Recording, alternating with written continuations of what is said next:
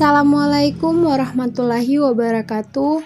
Nama saya Nurrahmaku Engo, Prodi Pendidikan IPA kelas A dari jurusan Fisika.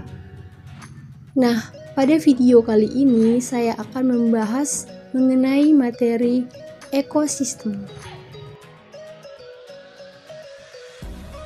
Ekosistem merupakan suatu satuan fungsional dasar yang menyangkut proses interaksi organisme hidup dengan lingkungannya. Lingkungan yang dimaksud dapat berupa lingkungan biotik maupun abiotik. Konsep ekosistem merupakan konsep dasar dalam ekologi. Konsep ini menekankan pada hubungan timbal balik dan saling berkaitan antara organisme hidup dengan lingkungan yang tidak hidup.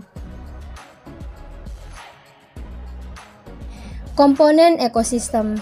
Ekosistem memiliki komponen dan fungsi tertentu yang saling berkaitan dan bergantung satu dengan yang lainnya.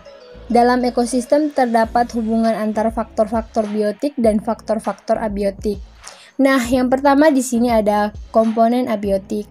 Komponen abiotik adalah komponen fisik dan kimia yang merupakan medium atau substrat tempat berlangsungnya kehidupan atau lingkungan tempat hidup yang meliputi air, tanah, cahaya, suhu, dan udara.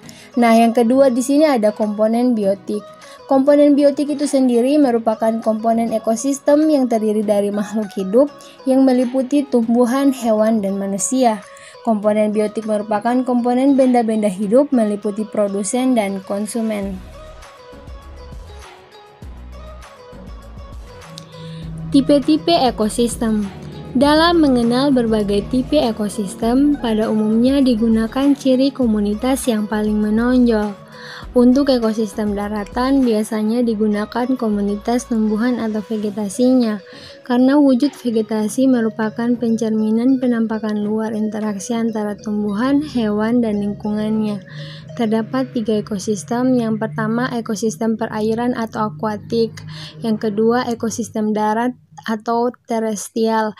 Yang ketiga, ekosistem buatan atau artifisial.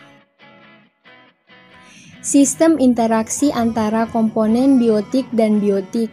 Komponen biotik secara timbal balik dapat mempengaruhi komponen biotik lainnya.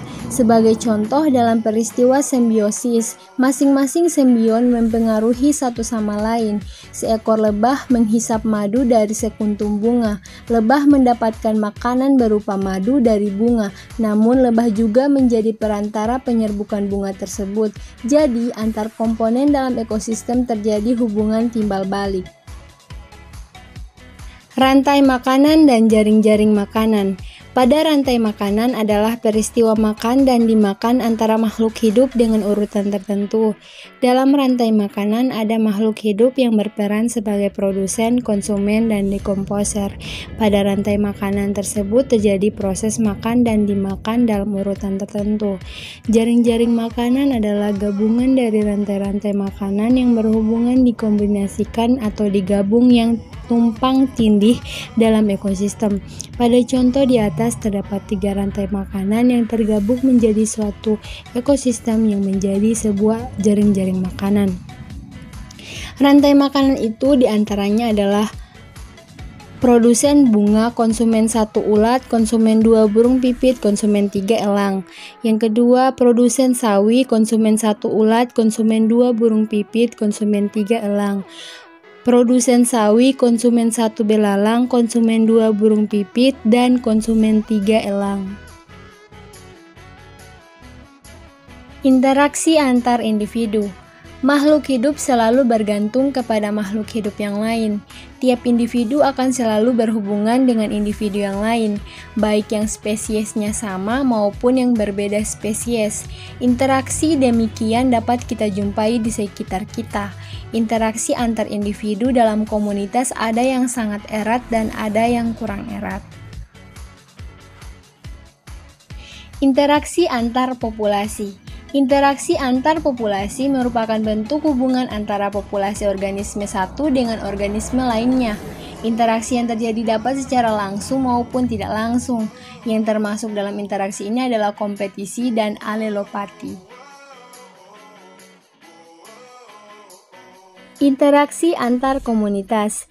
Interaksi antar komunitas merupakan interaksi yang terjadi antara komunitas satu yang terdiri dari beberapa populasi yang berbeda dengan komunitas yang satunya di suatu daerah. Di kawasan Cobain Rais terdapat komunitas sungai yang berupa sungai-sungai kecil yang ditemui di sepanjang rute menuju air terjun. Nah, itulah video animasi yang mengenai materi ekosistem. Sekian dan terima kasih.